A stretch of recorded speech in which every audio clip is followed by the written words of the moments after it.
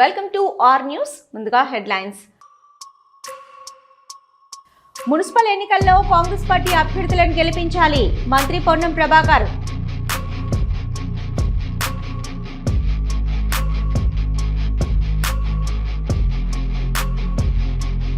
ఇచ్చిన హామీలను నెరవేర్చని కాంగ్రెస్ పార్టీకి బుద్ధి చెప్పండి, మాజీ మంత్రి హరీష్ రావు.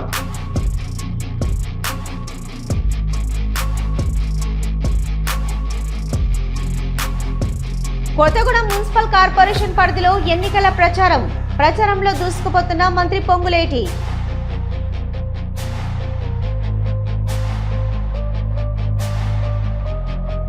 మున్సిపల్ ఎన్నికల్లో కాంగ్రెస్ పార్టీ అభ్యర్థులను గెలిపించాలని మంత్రి పొన్నం ప్రభాకర్ హుస్నాబాద్ ప్రజలను కోరారు. మంత్రి పొన్నం ప్రభాకర్ స్వయంగా ఆటో నడుపుతూ ఎన్నికల ప్రచారం నిర్వహించడం అందరినీ ఆకట్టుకుంది.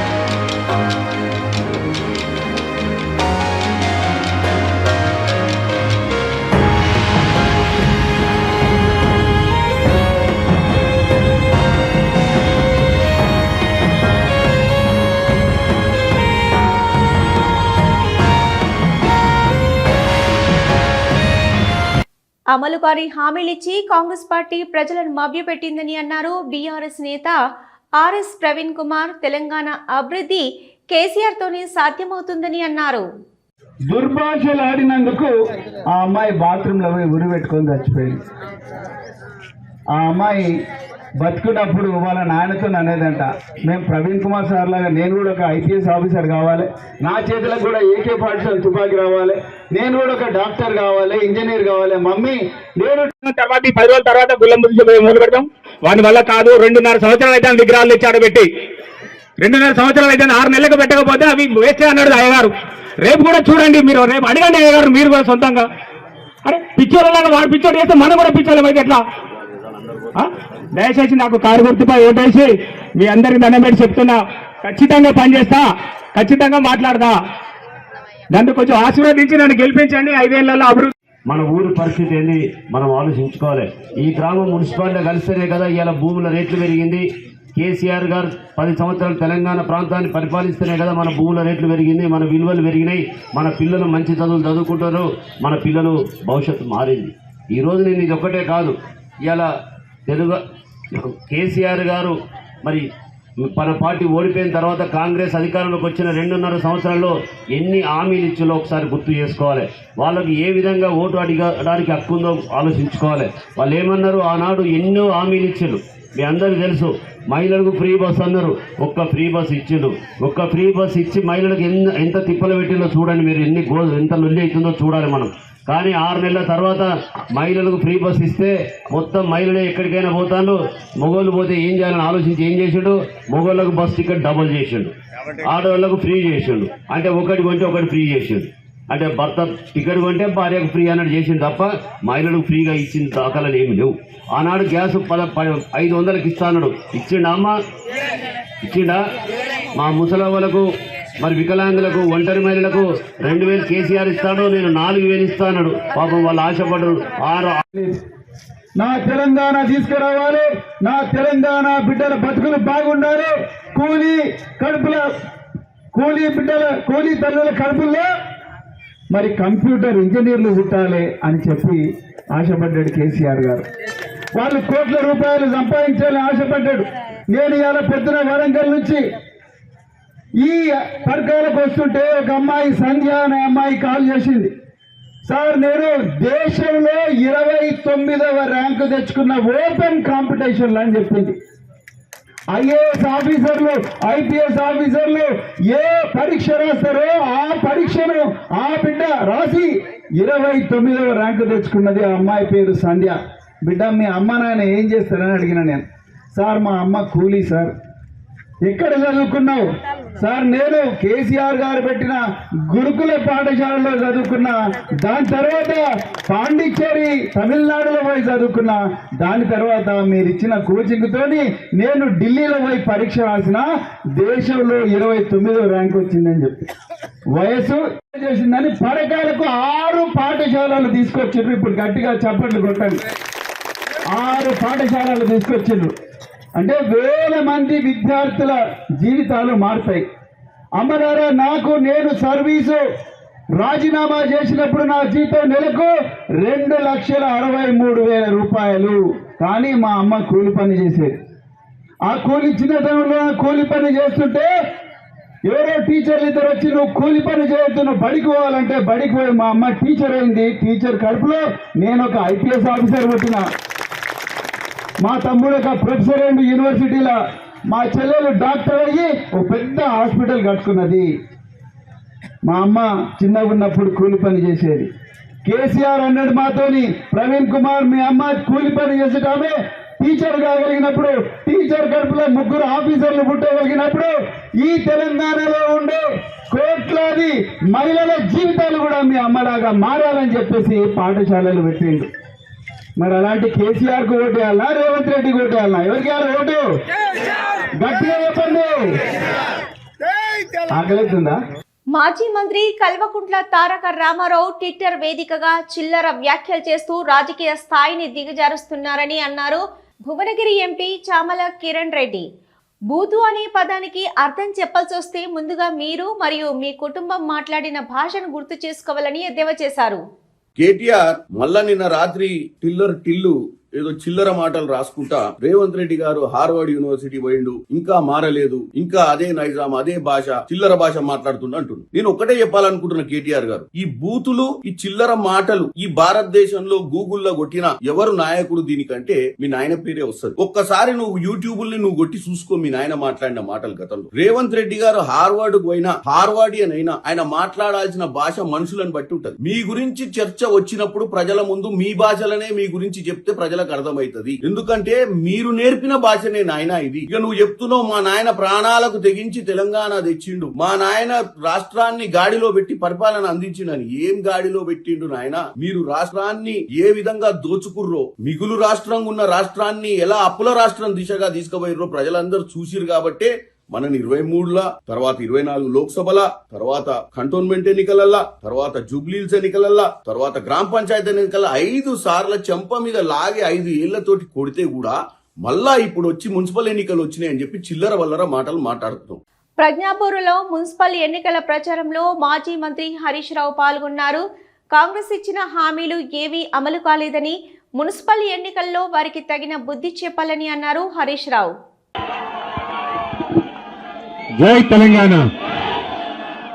గౌరవనీయులు మన నియోజకవర్గ ఇన్ఛార్జ్ పెద్దలు సీనియర్ నాయకులు మాజీ FDC చైర్మన్ ప్రతాప్ రెడ్డి అన్న గారు, గౌరవ శాసన మండలి సభ్యులు పెద్దలు డాక్టర్ యాదవ్ రెడ్డి గారు, మన గజ్వేల్ మున్సిపల్ ఎన్నికల పరిశీలకులు పెద్దలు రాధాకృష్ణ శర్మ గారు, మా 4వ వార్డు అభ్యర్థి సోదరిమణి మర్కంటి వరలక్ష్మి కనకయ్య గారు, 5వ వార్డు అభ్యర్థి మన్నె రూపా వెంకటేష్ గారు,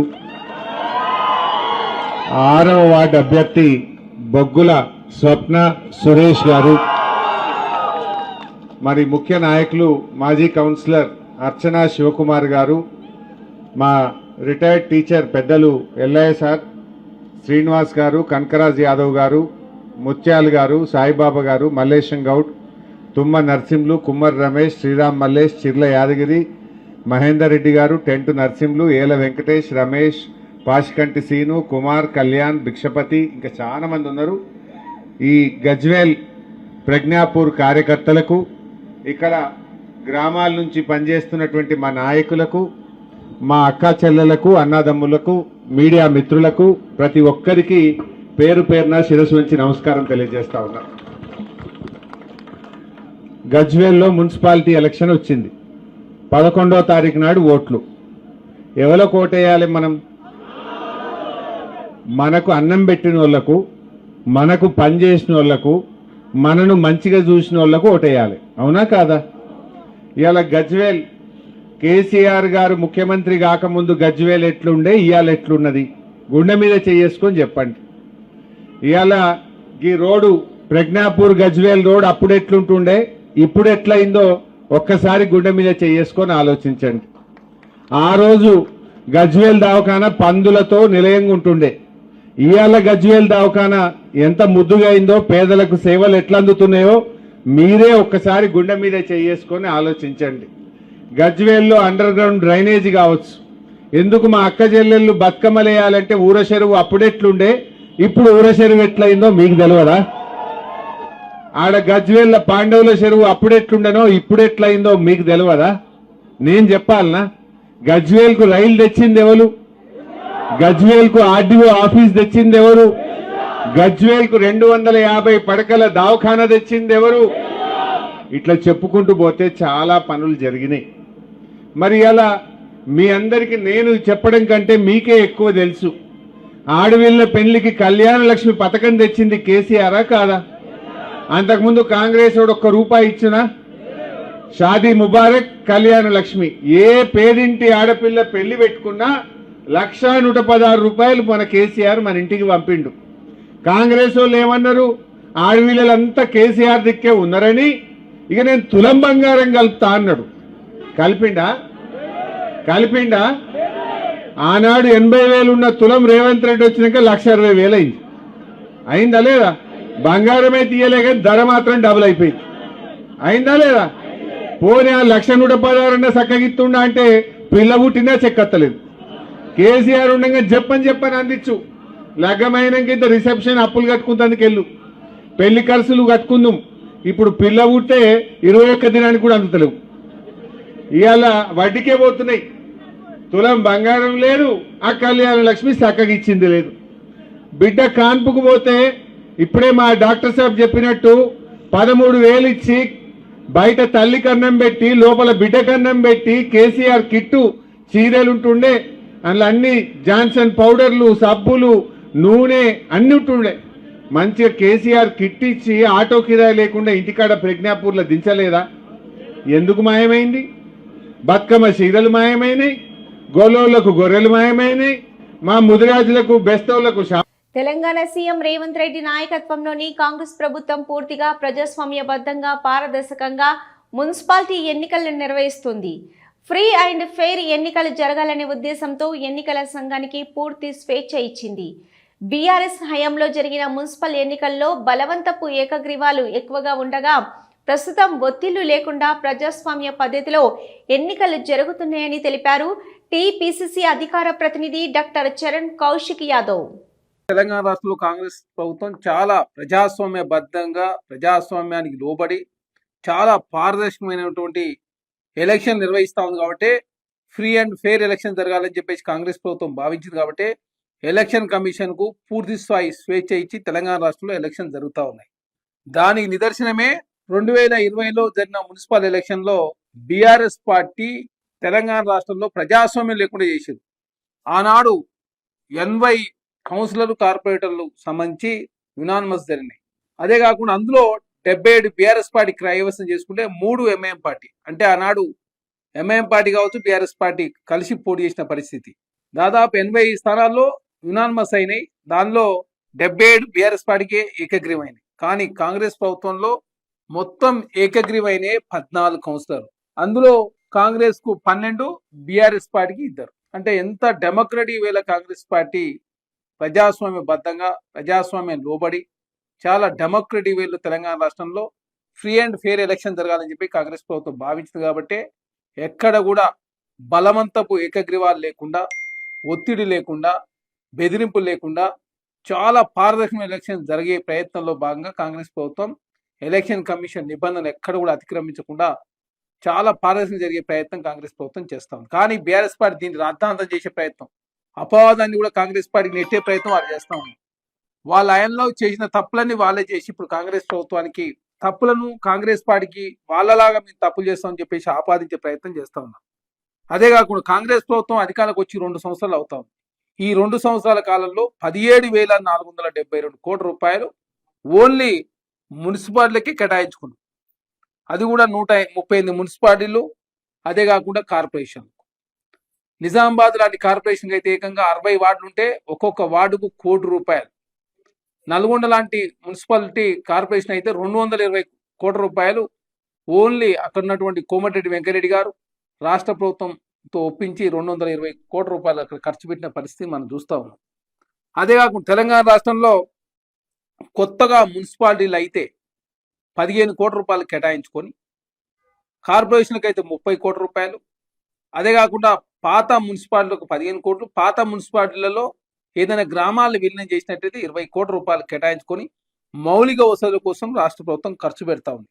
దానిలో భాగంగా ఇప్పటికే డ్రైనేజ్ కావచ్చు, జంక్షన్ల డెవలప్మెంట్ కావచ్చు, అంతర్గత రహదారులు కావచ్చు, చెరువుల పునరుద్ధరణ కావచ్చు, డబుల్ బెడ్రూమ్ ఇళ్ల కాలనీలో కనీస వసతుల కోసం రోడ్లు కావచ్చు, ఇవన్నీ కూడా దాదాపు తెలంగాణ రాష్ట్రంలో 2,432 పనులు జరుగుతూ ఉన్నాయి. ఇప్పటికే రాష్ట్ర ప్రభుత్వం 17,472 కోట్ల రూపాయలు ఖర్చు పెట్టింది. నల్లగొండ మున్సిపల్ ఎన్నికల ప్రచారంలో భాగంగా నల్లగొండ పట్టణంలో నిర్వహించిన రోడ్ షోకు మంత్రి కోమటిరెడ్డి వెంకటరెడ్డి హాజరయ్యారు. 48కి 48 డివిజన్లలో కాంగ్రెస్ కార్పొరేటర్లు గెలిస్తే నల్లగొండ అభివృద్ధికి మరిన్ని నిధులు తీసుకొచ్చే బాధ్యతను తాను తీసుకుంటానని హామీ ఇచ్చారు మంత్రి కోమటిరెడ్డి.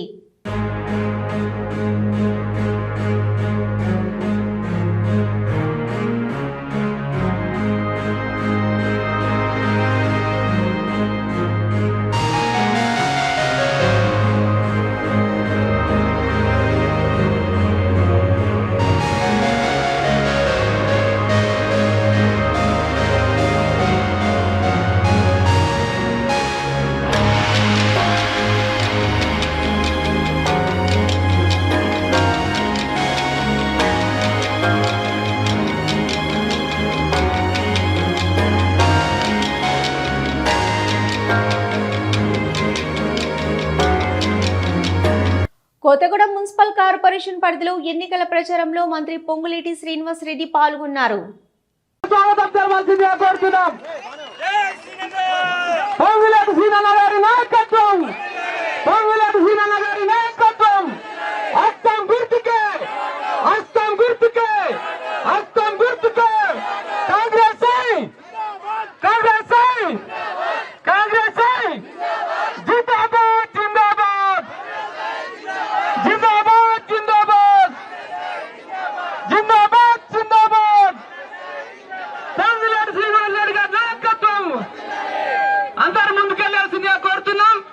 ఎదురుకొస్తే సీనన్నను చెప్పే అంశం మీరు ఉంటుంది కాబట్టి ముందుకు రావాల్సిందే సవినయంగా కోరుతున్నాం. ముందుకు పైన ఓన్లీ క్యాండిడేట్స్.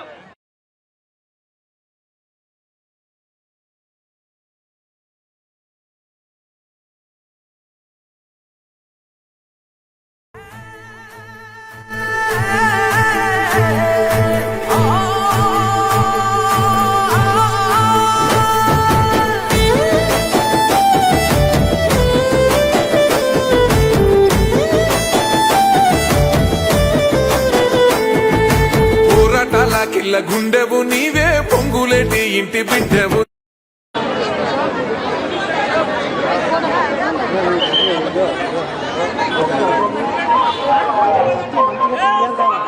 ప్రచార రథము వెనక ఉన్నటువంటి అభ్యర్థులందరూ కూడా ముందుకు రావాలా. అక్కలు చెల్లెలు అందరూ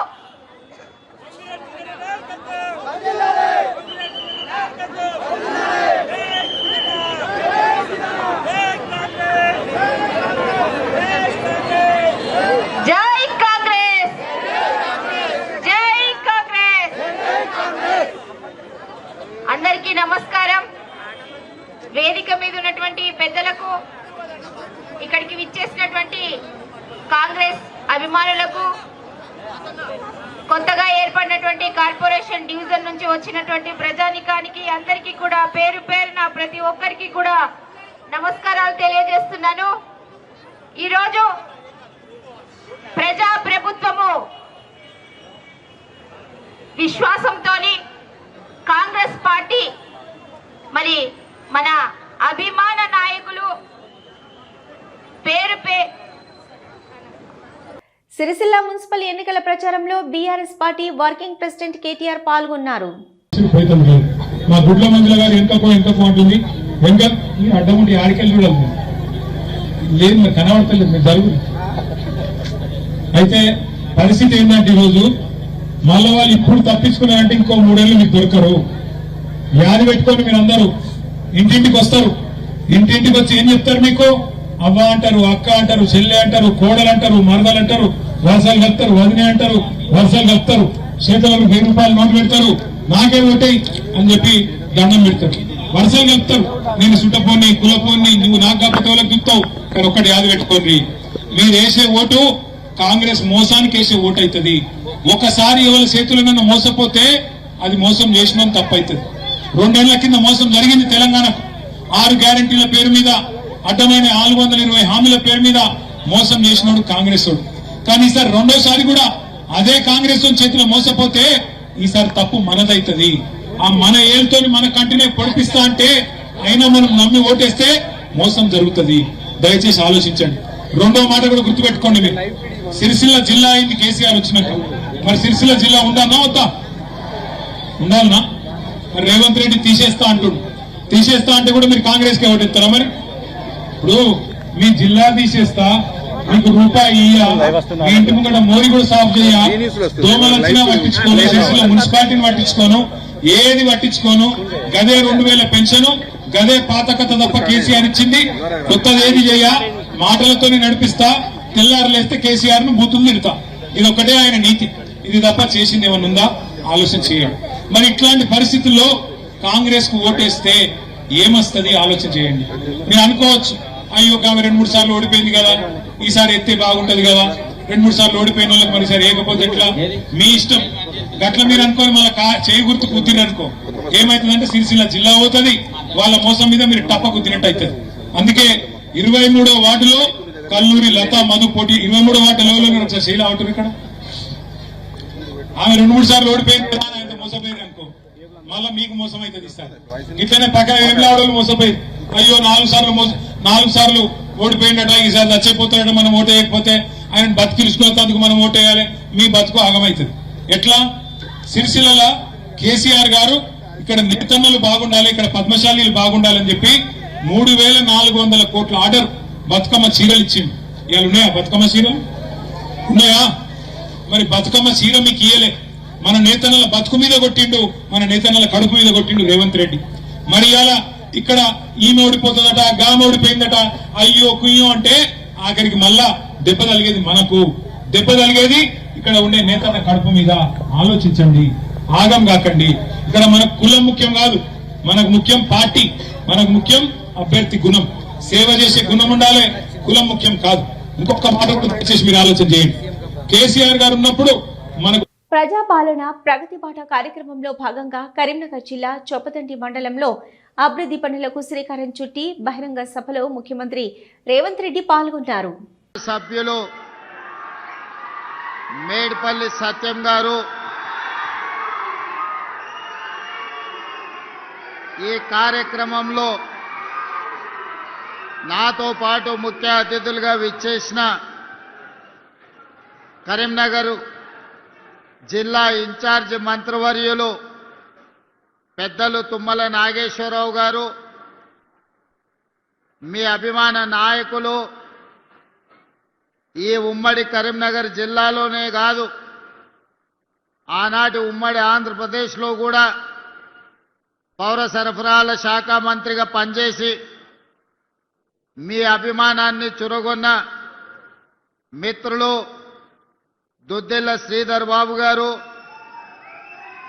అదేవిధంగా తెలంగాణ సాధనలో మీరు పార్లమెంటు సభ్యుడిగా ఎంపిక చేసి పంపిస్తే తెలంగాణ రాష్ట్రాన్ని సాధించుకొని తిరిగి వచ్చిన సహచర మంత్రివర్గ సభ్యులు పొన్నం ప్రభాకర్ గారు, అదేవిధంగా కార్యకర్త నుంచి అతి సామాన్యమైన సామాజిక వర్గం నుంచి ఈనాడు మంత్రిగా ఎదిగిన మిత్రులు అడ్లూరి లక్ష్మణ్ గారు, అదేవిధంగా 30 సంవత్సరాలు సుదీర్ఘమైన పోరాటం చేసి ఎన్నోసార్లు గెలుపు త్రుటిలో తప్పినా ఎప్పుడు ధైర్యం కోల్పోకుండా ప్రజా జీవితంలోనే కొనసాగి ఈనాడు శాసనసభ్యుడిగా తెలంగాణ శాసనసభలో విప్గా వ్యవహరిస్తున్న మిత్రులు ఆది శ్రీనివాస్ గారు, అదేవిధంగా శాసనసభ్యులు మిత్రులు డాక్టర్ కవ్వంపల్లి సత్యనారాయణ గారు, అదేవిధంగా పెద్దపల్లి శాసనసభ్యులు మిత్రులు విజయ రమణారావు గారు, రామగుండం శాసనసభ్యులు మిత్రులు రాజ్ ఠాకూర్ గారు, అదేవిధంగా వరంగల్ జిల్లా నుంచి వచ్చేసిన మిత్రులు శాసనసభ్యులు నాయని రాజేందర్ రెడ్డి గారు, శాసన మండలి సభ్యులు ఎన్ఎస్యుఐ నాయకులు బల్మూరు వెంకట్ గారు, అదేవిధంగా సోదరిమణి మహిళా కమిషన్ చైర్పర్సన్ నేరెళ్ల శారద గారు, అదేవిధంగా మాజీ శాసనసభ్యులు ఆరేపల్లి మోహన్ గారు, అదేవిధంగా కరీంనగర్ శాసనసభ ఇన్ఛార్జిగా ఈనాడు బాధ్యతలు నిర్వహిస్తూ మున్సిపల్ కార్పొరేషన్ ఎన్నికల్లో క్రియాశీలక పాత్ర పోషిస్తున్న మిత్రులు వెల్చాల రాజేంద్రరావు గారు, వేదిక మీద ఉన్న వివిధ కార్పొరేషన్ల చైర్మన్లు, జిల్లా పార్టీ అధ్యక్షులు, పార్టీ ముఖ్యమైన నాయకులు ఈ సమావేశంలో పాల్గొని నిండు మనసుతో ఆశీర్వదించడానికి విచ్చేసిన వేలాది మంది మా కాంగ్రెస్ పార్టీ కార్యకర్తలకు, మా ఆడబిడ్డలందరికీ కూడా హృదయపూర్వకంగా మీకు అందరికీ అభినందనలు, కృతజ్ఞతలు తెలియజేస్తున్నా. మిత్రులారా, మీకందరికీ తెలుసు కరీంనగర్ జిల్లాకున్న ప్రాధాన్యత. ఈ కరీంనగర్ జిల్లా నుంచే మొదలైన తెలంగాణ మలి ఉద్యమం తెలంగాణ రాష్ట్ర సాధనలో అత్యంత క్రియాశీలక పాత్ర పోషించింది. ఆనాడు 2004 సంవత్సరంలో పెద్దలు శ్రీధర్ బాబు గారు, పొన్నం ప్రభాకర్ గారు, ఇతర ముఖ్యమైన నాయకులందరూ కలిసి, పెద్దలు జీవన్ రెడ్డి గారు అందరూ కలిసి ఆనాడు శ్రీమతి సోనియా గాంధీ గారి సమావేశాన్ని కరీంనగర్ గడ్డ మీద ఏర్పాటు చేయడం జరిగింది. ఆ సమావేశంలో ఈ కరీంనగర్ జిల్లా ప్రజల యొక్క భావోద్వేగం, కరీంనగర్ జిల్లాలో జరుగుతున్న తెలంగాణ ఉద్యమాన్ని కళ్ళ కట్టినట్టుగా నాడు నాయకులు ప్రదర్శించడంతో శ్రీమతి సోనియా గాంధీ గారు ఈ కరీంనగర్ గడ్డ మీద నుంచే 4 కోట్ల తెలంగాణ ప్రజలకు మాట ఇచ్చిండ్రు. మీ మనసులో ఉన్న కోరిక, మీ పోరాటం నాకు తెలుసు, తెలంగాణ రాష్ట్రాన్ని తప్పకుండా ఏర్పాటు చేస్తామని ఈ గడ్డ మీద నుంచే సోనియా గాంధీ గారు మనకు మాట ఇచ్చిండ్రు. ఇచ్చిన మాట ప్రకారం ఆంధ్రప్రదేశ్లో పార్టీ సర్వం కోల్పోయినా, తెలంగాణలో పార్టీ ఒడిదొడుకులను ఎదుర్కొన్న, కేంద్రంలో అధికారాన్ని కోల్పోయినా ఇచ్చిన మాట ప్రకారం మాట తప్పని మడమ తిప్పని నాయకురాలుగా శ్రీమతి సోనియా గాంధీ గారు 2014 ఇవి ఇప్పటివరకున్న అప్డేట్స్. చూస్తూనే ఉండండి న్యూస్.